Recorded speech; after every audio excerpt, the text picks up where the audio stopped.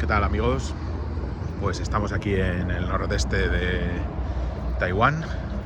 Hoy hace un día estupendo, uno de los pocos de este horrible otoño. Y hoy, en vez de hacer un análisis de la situación en Ucrania, que era lo que convendría después de unos meses, pues me gustaría hablar de la prensa alternativa o de los analistas alternativos a la luz de lo que ha ocurrido en Siria, y también, ya de paso, pues hablar un poco de Taiwán, porque también les concierne. Bien, lo primero que hay que decir es que yo mismo he sido víctima, por decirlo así, de quizás por razones psicológicas, pues de una confianza casi al 100% en lo que muchos analistas alternativos señalan sobre el mundo en general. Muchas veces aciertan y eso es así, pero la cuestión de Siria ha sido un poco una especie de llamada de advertencia, porque resulta que, y aquí pues hay que ser lo más honesto posible, resulta que ningún analista alternativo, ningún medio alternativo, aunque también ningún analista de la prensa tradicional, oficial y oficiosa, pues ha previsto lo que ha ocurrido en Siria, que es que el gobierno de Bashar al-Assad, o el régimen de Bashar al-Assad, pues ha caído en 11 días. Bien, nadie preveía esto, y claro, pues resulta que en los primeros días de esa crisis, pues incluso muchos decían que bueno, que ya el ejército sirio o que el régimen sirio ya estaba respondiendo y que no pasaba nada, que los terroristas iban a ser derrotados. Bueno, pues eso no ocurrió. El régimen de Bashar al-Assad cayó al 11º día, y ahora lo que tenemos es una situación un poco de caos en el país, donde diferentes facciones están zurrando la badana. Bueno, y nadie sabe muy bien qué va a pasar con las bases rusas, qué va a pasar con el país en general, en fin. Bueno, esto, como decía, es una advertencia para los que desde hace muchos años estamos desencantados, obviamente, pues con la prensa tradicional, con los medios de comunicación oficiales, que son pues lo que son, o sea, medios de control de la opinión y de la mayoría de los ciudadanos, pero eso no quiere decir que los análisis alternativos vayan a ser siempre correctos, o que no haya, por supuesto, intereses detrás. Sí, eso por supuesto, pero digamos que la perspectiva correcta sería la de un sano escepticismo desde el principio, que al fin y al cabo pues es, como decía mi maestro Gustavo Bueno, pues el inicio de la filosofía. Ahora bien, no te puedes quedar en el escepticismo, porque eso supondría suspender el juicio al final, ¿no? Pero bueno, de entrada siempre escepticismo.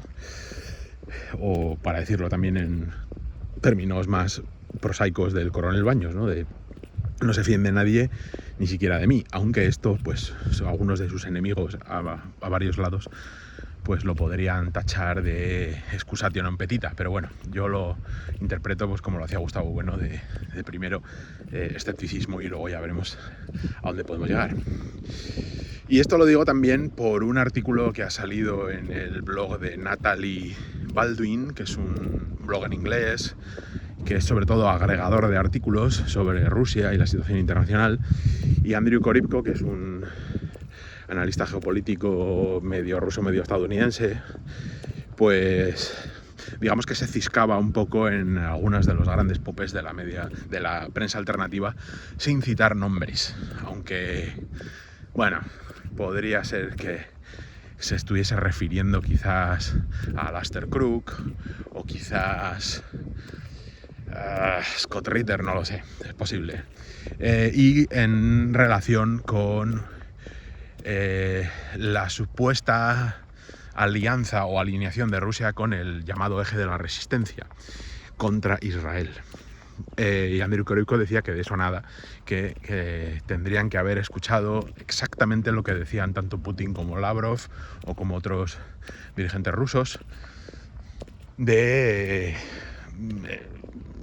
básicamente neutralidad en cuanto a Israel. Es decir, no son aliados de Israel, pero tampoco son enemigos. Y el hecho de que Putin pues siempre haya hablado más o menos bien de Israel no quiere decir tampoco que por eso pues vaya a dejar de ser aliado o vaya a tener un tratado de asociación estratégica, que creo que ya se ha firmado, con Irán. Es decir, Rusia en este sentido, en Oriente Medio, pues estaría protegiendo sus intereses, y si eso significa pues que tiene que a veces ceder con Netanyahu o tiene que alinearse con Irán, pues lo hace. Lo cual pues es un principio de las relaciones internacionales que todo país que se respete un poco a sí mismo pues, tendría que hacer.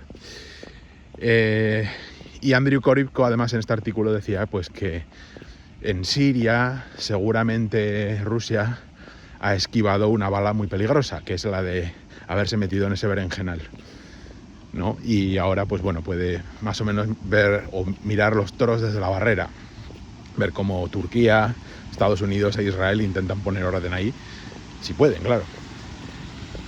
Bueno, Andriy Koryko lo que no dice es que también ha sido hombre, un tiro al prestigio internacional que había conseguido Rusia ante el tercer mundo o ante el sur global, pues en los últimos 2 o 3 años, ¿no? Pero bueno, en fin, podemos aplicar a Andriy Koryko también esto, ¿no? Lo que quiero decir también con respecto a esto, pues es que efectivamente que los analistas alternativos, no porque sean alternativos a la prensa oficial tan asquerosa como es, que es así, pues van a tener siempre razón o no van a poder equivocarse, o no van a poder ver otras cosas, ¿no? Como la caída de Siria, que insisto, yo creo que nadie se lo esperaba, excepto quizás el propio Bashar al-Assad o algunos que estaban en el ajo. Cuenta también de Taiwán y la prensa alternativa. Una de las cosas que me he dado cuenta también, aunque he decidido pasarlas por alto porque, bueno, pues no me apetece hablar de Taiwán a pesar de que vivo aquí, porque, bueno, por razones de mi trabajo, pero también me he dado cuenta que algunos analistas alternativos, como por ejemplo Scott Ritter, ¿no? Pues en vísperas de las elecciones taiwanesas de finales del año pasado, bueno, perdón, de principios de este año todavía, o sea, de enero de 2024, pues no parecía tener muy claro cuál es el organigrama, por decirlo así, político de la isla, ¿no? Y daban por supuesto pues que el Kuomintang es un partido pro-chino, es decir, pro-chino en el sentido de pro-China continental, de pro-República Popular China, y de que la mayoría de los taiwaneses está muy harta con la tensión y tal. También hace pocos días leí un artículo de Thierry Meyssan, pues yo creo que junto con Pepe Escobar seguramente sean los analistas alternativos de geopolítica más leídos del mundo. Más que los de la propia prensa oficiosa, lo cual pues ya también parece que, no sé, a mí también me saltan algunas alarmas. Y me saltaron las alarmas con Thierry Meyssan porque en un artículo que escribió sobre Corea del Sur y todo lo que estaba pasando en Extremo Oriente, pues hablaba también de Taiwán. Y la sorpresa que me llevé fue que pues Thierry Meyssan no tenía absolutamente ni idea de lo que estaba hablando. Yo llevo 13 años en Taiwán, 13 años siguiendo la actualidad política todos los días y, hombre, puedo decir que Thierry Meyssan pues no tiene ni idea de lo que estaba hablando. Básicamente diciendo que toda la población pues está en contra del actual presidente del actual presidente Lai Ching-te. Eso es un análisis completamente erróneo de la situación. Y bueno, nada, un desconocimiento absoluto de cómo funciona la dinámica política y de lo que ha ocurrido en Taiwán en los últimos años. Es decir, muchos, como dice Shan Yu, que es un joven youtuber y tuitero que es taiwanés, aunque ha vivido mucho en Estados Unidos y tal y cual, pues dice que la mayoría de los analistas alternativos, cuando hablan de Taiwán, parece que se han quedado en la Guerra Fría, ¿no? Y que solo hablan de Chiang Kai-shek y del Kuomintang y no sé qué, y no tienen ni idea de lo que ha ocurrido aquí pues en los últimos 20 años.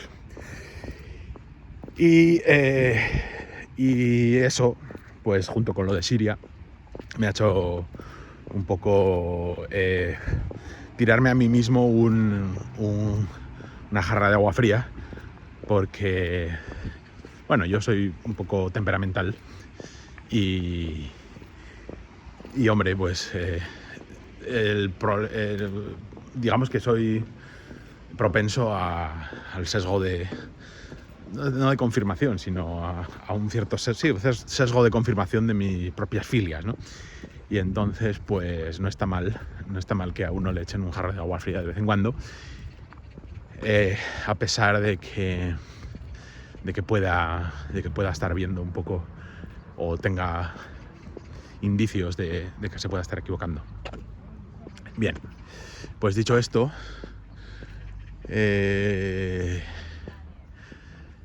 no queda más que decir que seamos prudentes con nuestros análisis y que cuando nos pongamos muy contentos por algo, pues que no nos pongamos tan contentos, por decirlo así. Y eso no quiere decir que no podamos abrir una botella de champán y tal igual, abrirla, pero bueno, tampoco os paséis y tal, que luego el estómago y el hígado pues sufren. En fin, eso es todo desde aquí, desde Ilan, en la costa nordeste de Taiwán. Gracias a todos, adiós.